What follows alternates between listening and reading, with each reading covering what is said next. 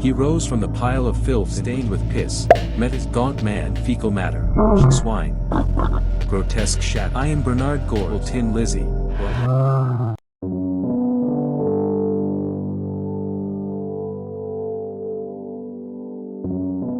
They had been driving all night. The city came into view in synchrony with the break of dawn's first light. As their destination drew increasingly near, a foreboding began to grow in the old husk piloting the aptly named Tin Lizzie. Not for the potential danger lying in wait amongst the ruins, but for his choice in companionship.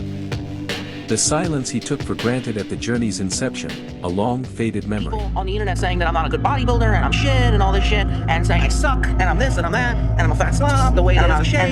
They're all a bunch of haters because the more famous you become, the more you put yourself out there, the more you bless yourself. But the haters are the big loudmouths that speak the most because of the biggest loudest mouths.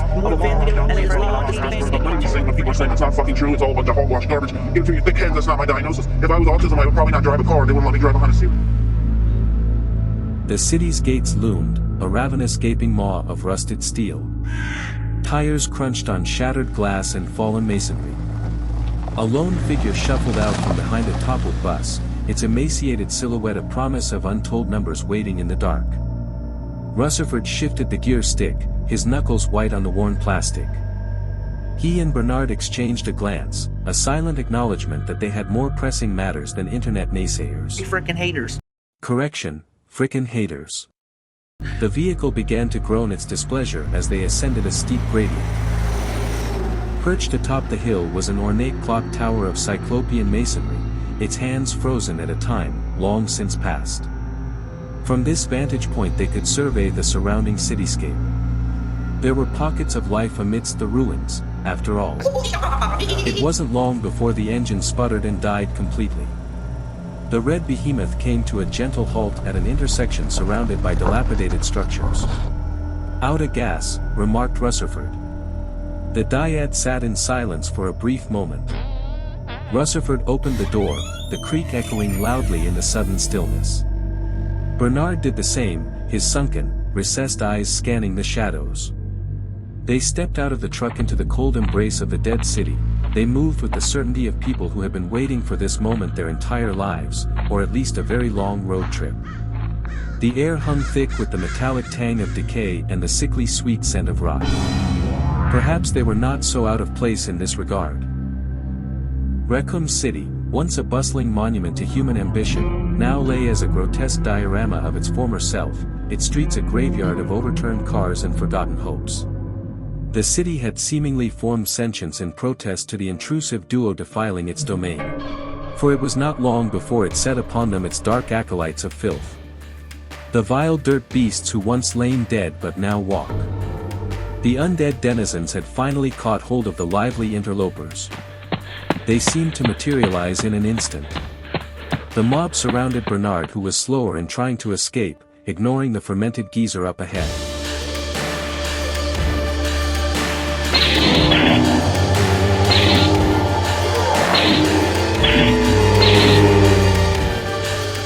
They bit and scratched, gnawing and pulling, grabbing at anything their mottled fingers could grasp.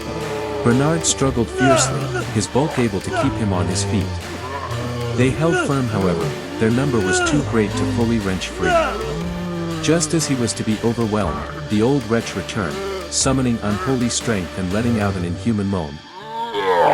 Bernard was pulled free from the horde's grasp. The pair ran as fast as was possible for beings not gifted with 4 legs. Their destination, as fate would have it, was a pawn shop, a fortress of steel and iron in a city of splintered wood and shattered glass. The sign above the door, its letters chipped and faded, read, "Lucky Finds," a cruel joke in a world where the only things to be found were a can of food and a functioning weapon. Inside, a few survivors huddled in the gloom, their faces pale and drawn in the flickering light of an old television set.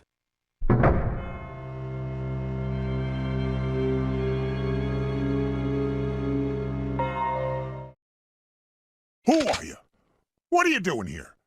Hold your fire! I'm a human!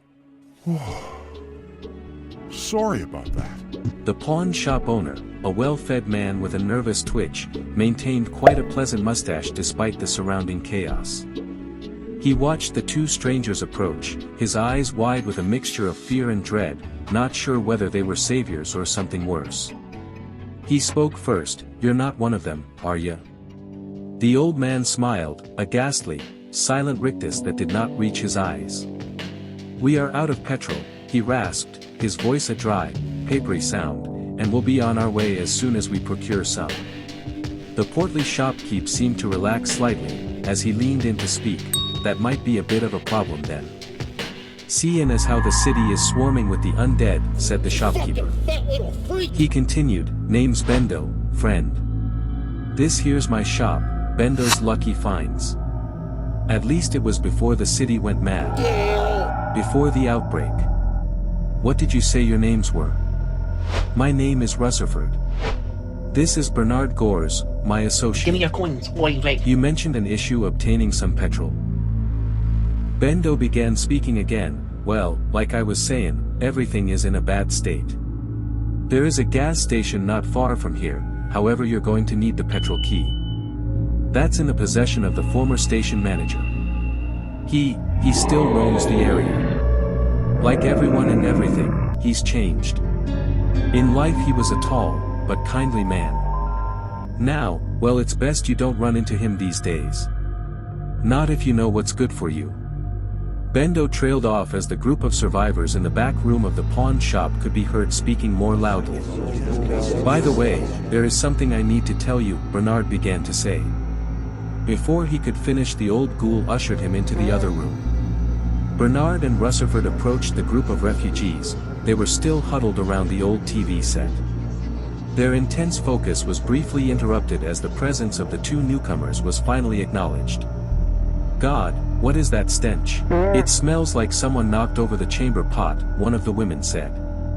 "How did one of those things get in here?" another man said in a frantic tone. "Will you two be quiet? It's starting," said the person nearest to the TV.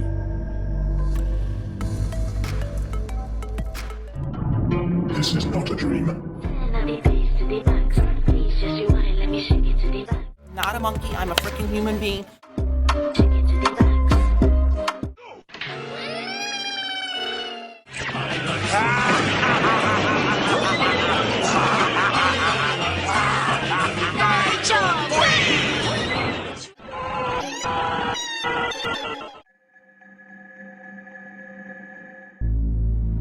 "Before we get going, there's really something I should." Bernard was cut short.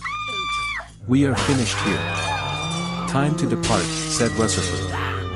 "Shouldn't we stay and help? Or at least warn them of the approaching horde," replied Bernard.